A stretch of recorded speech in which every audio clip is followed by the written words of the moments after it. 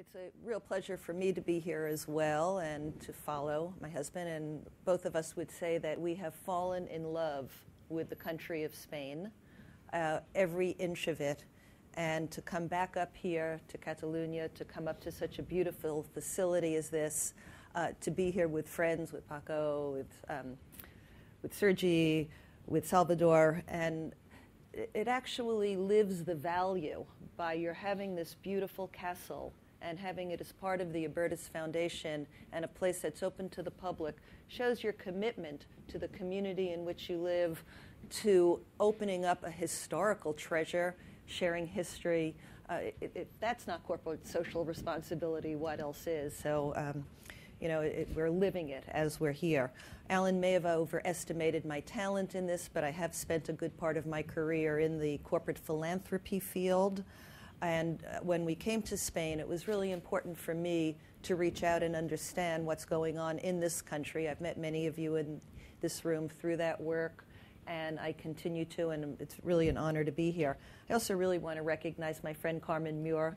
Carmen and I co-chair a leadership committee here. Carmen is Directora of Manpower, and through the AmCham, the American Chamber here, we co-lead a women's leadership committee, really trying to put some focus on some of the issues that the incredibly successful women business leaders in Spain have.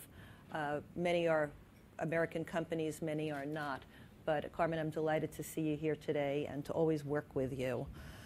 And I want to thank the panelists earlier. It was very, very interesting for both of us to hear, and I think you're going to hear some of the same things, even though what I'm going to try to do today, and I'm going to try to do it quickly, is to run through some of the best practices that we have in the United States. And I'm going to use the PowerPoint just to sort of set the stage for it. No, I'm going to sit. I had a little indecision about sitting or standing, but this works. I'm just going to go over some basic history, rationale, trends, terminology. I'm going to cite a few examples, and they're just illustrative of what American companies have been doing.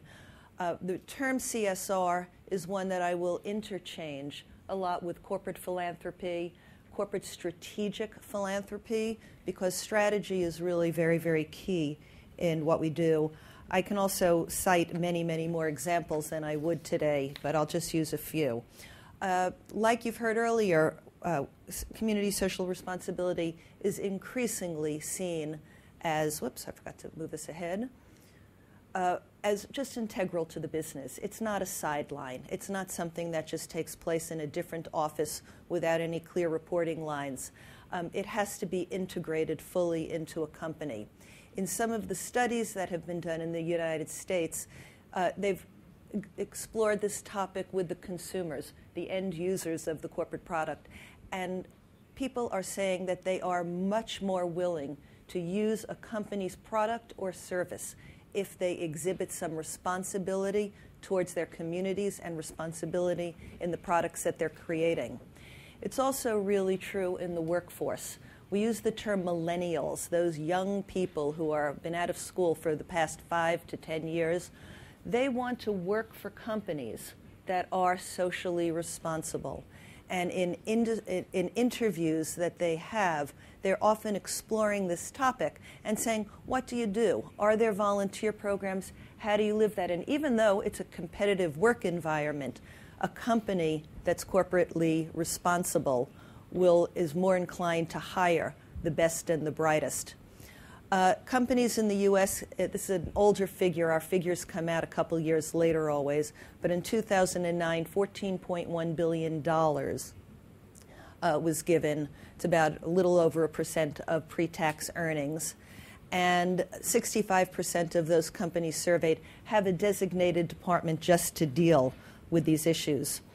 It's kind of a coincidence. We know this workshop was supposed to take place a few months ago, but here we are today.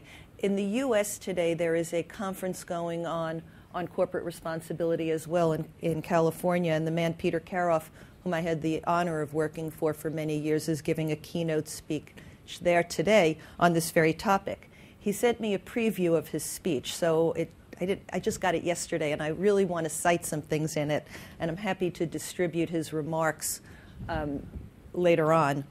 But he talks about everybody having to be accountable. And the accountability is both to ourselves and to the communities, and that corporations are finding that to be a clear measure of accountability. Also, we have to be accountable for our values. Are we doing the right thing? Are we being honest? How do we answer to ourselves in terms of what we do? He's going to present a poll that the question was asked, what are people's expectations of companies? And between 60 to 80% of those surveyed have very high expectations that a company is going to do the right thing in acting responsible. One of the words that they said were, and I'm going to quote it, do no harm. However, when they were asked if corporations are good corporate citizens, the answer was not as positive. They had 30 to 50% saying that they can do things, companies can do things for society. They should be providing products for low-income customers. They should support community projects, and they should work to solve social problems. But they did not feel that they were doing so as strongly as they could. But their very first rule was, do no harm. Because if you do harm, it's harder, no matter what you do, to change that perception. And I think we've seen some examples of it in our own, in the United States. And I would, with all due respect to British Petroleum, cite them as an example that's working hard to clean up what they've done and to change image. But the do harm happened, and now they have to seriously address that. So thoughtful corporate social responsible strategies will be a competitive advantage.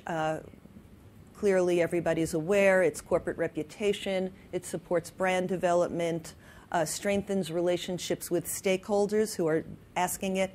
And it really works very, very clearly for employees and for helping with a workforce that's engaged, more demanding work hours, more demand, more stress on the job. A good corporate citizen and an engaged employee group will help to really create a better esprit de corps. Can help with some compliance risks. It's very clear for us in our banking and financial sector, there's a real responsibility expected of banks to help reinvest in their communities.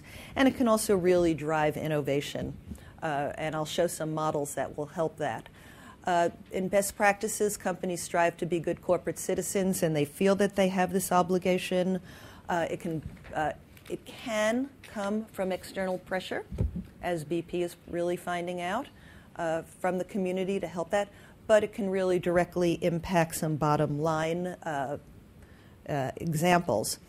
So Rosabeth Moss-Kanter, a professor at the Harvard Business School, who really speaks about global corporations, and we see that now. It's not just U.S. companies or Spanish companies. We really are in a global world.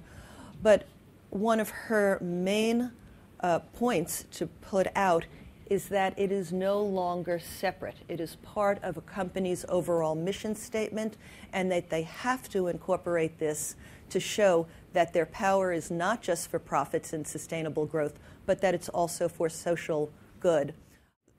Bit of a history. Alan cited Benjamin Franklin doing the volunteer fire department. In the 1800s, the mutual insurance companies started to really protect land from being prone to fires. And that was one of the reasons Ben Franklin came out to do it. It was really very social enterprising of them then. But in our country, there was something called the Community Chest campaign, where communities assembled foundations to help take care of their problems within their communities. They have grown now. We have community foundations throughout the country. In the 1980s, the modern corporate social responsibility began, but it was really a way to fight back criticism, again, as opposed to being a value and accountable. We keep seeing much more of this in each day and age, and clearly by the numbers of people here today, we could see that it's of interest, and the number of companies engaged in Spain.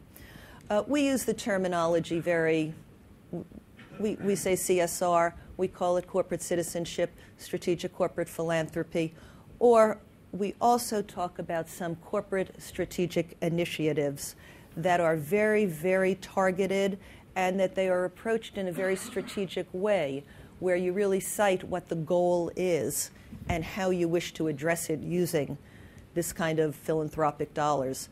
I'm not going to try to repeat some things that have been said earlier, but it has been seen again, I guess this is worth stressing, as it's comprehensive within a company. It's integrated throughout business operations. It's integrated throughout decision making. It should not be just one focus of a board meeting or of a corporate meeting, but it has to be something truly integrated. The programs can vary. They can have environmental impact. They can be related to that, social responsibility, our diversity, within our own companies, board functions, shareholder rights. They can reflect in-kind contributions where services are donated or financial ones. They can have sponsorships. They can involve memberships. It could be given through a corporate foundation. It could be given through a corporate sponsorship or marketing area. And generally, they involve some form of employee volunteerism and citizen engagement. As I said, people are spending more and more time in their workplace, and it becomes more and more consuming, and volunteerism is really strengthening in many corporate activities in the U.S. I don't think I'm going to repeat a lot of this. I want to cite an example of how corporate citizenship is being defined in the year 2012. And it's a company whose product I use a little too much and our daughters use far too much, and perhaps many of you use more and more, and that's Facebook. Facebook, in their public offering this year, they said Facebook was not originally created to be a company. It was instead built to accomplish a social mission, to make the world more open and connected. I think it says so much about this company that is what they've tried to do. Here are some other definitions, again, of how other companies see it, and I think they've mainly been mentioned. The company that I worked for was founded in 1989, and it really was the first company designed to help individuals, foundations, and corporations with their philanthropy. And Peter Karoff, the founder, was a businessman who really wanted to figure out ways to use his business skills with philanthropy and how to have it have best practices. And those were to have clear vision, goals, and focus that align with business interests, strategies that are based on knowledge. And this became very, very important. Nothing was just done, well, I shouldn't say nothing. Sometimes things are done out of instinct, but they really were done out of research that indicated what a problem was and creative thinking to address how to solve it, just like any other business initiative would be. And then they go on to leverage the strength of the company, employees, the senior management involvement, and really the CEO involvement. Can't stress that enough, that passion has to come from the top. And then you need ongoing evaluation, not to say, is this effective or not? It's a question that should be asked, but really to say, how can I make this the best I can, and what can I learn from that? In the United States, the last survey that was done had 1/3 being very strategic in their orientation, almost 50% having a view of things being charitable, and that's changing and getting lower, and then about 16% being revolved around some kind of marketing issue. I will say that philanthropy, corporate philanthropy included, represents about 2% of the gross domestic product in the United States, so it's about $300 billion worth going into the economy. It's been a flat growth recently, and that is as expected due to economic conditions in the country. The way TPI and many define a corporate initiative that will be designed just to solve an issue is to think about what the social impact is, put it really key in the center. I know there's probably a little red light here, but forget it. But use strategy, leverage all resources, and involve as much leadership as you can so that once again it becomes the project that you design becomes really engaged, is all levels of the company is engaged with the product, with the project. I think some background, just 2/3 of the company located within a corporate structure. I don't think staffed by human resources or corporate community affairs, and some are by separate foundations. Process and structure, I think I'm going to go through this really quickly. Most of it is a centralized function, and a lot of companies have hybrid approaches. Often there's an executive committee that these corporate philanthropic endeavors report to, and I think that's a very important way of doing business in the U.S., and that shows its value that it really reports in through the highest levels. The emphasis in years, as said earlier, strategic and focused giving through some signature initiatives, which I'll describe. A lot more into international philanthropy. We are global companies. And I'll do a couple of quick case studies.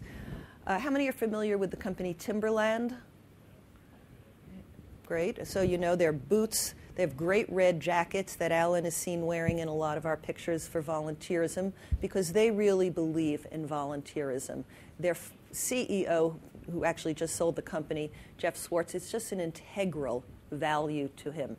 Some of their goals, they set pillars for their corporate social responsibility. It would take place in energy, products, workplaces, and service. They were committed to becoming carbon neutral. They used a green labeling index, and they formed partnerships with some NGOs in the community. In this case, they formed a partnership with City Year. City Year was actually the model that led President Clinton to form AmeriCorps. It's a youth service volunteer program, and they donated their boots and their red jackets to all City Year volunteers so that everywhere you go, including in Madrid or when we travel, you'll see us in red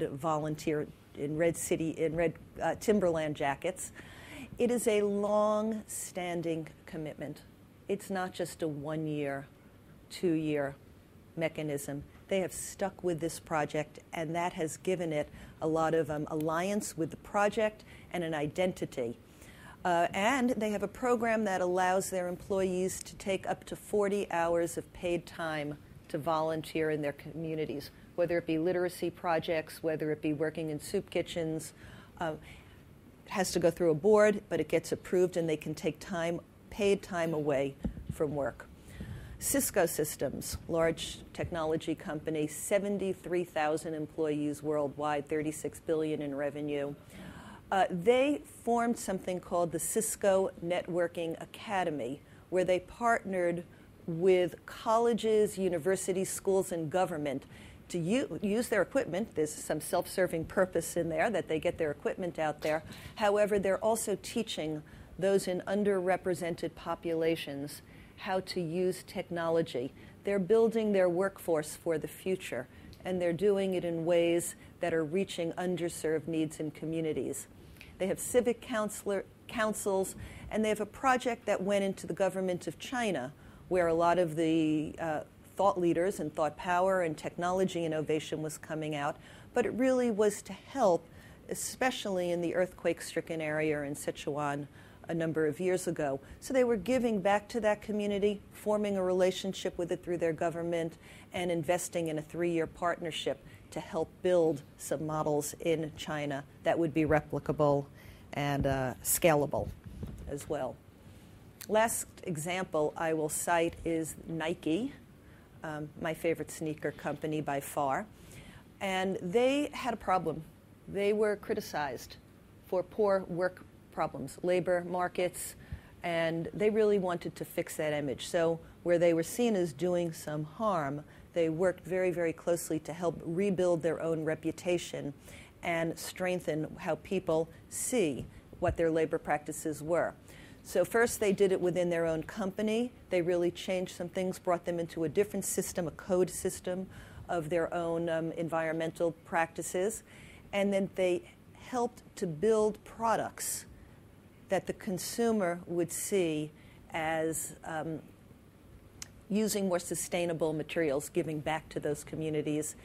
They also worked especially with girls in developing countries, often a population that's often not invested in. There's scholarship programs for all, but they really wanted to focus in on girls, and they created a project called the Girl Effect, and it is still going on. They have $100 million, a significant amount of money geared towards that, and they work in partnership to try to leverage that with others. I don't have another example to cite, but I want to mention one other company, and that's the Disney company, whose real product is creativity. And they've created a high school that kids could go to learn how to imagine, because their product is to help imagine. I should have had a slide on that. But I've spoken long enough, and I really appreciate your inviting me here today and allowing me to give this presentation. And I hope you've enjoyed it, and thank you.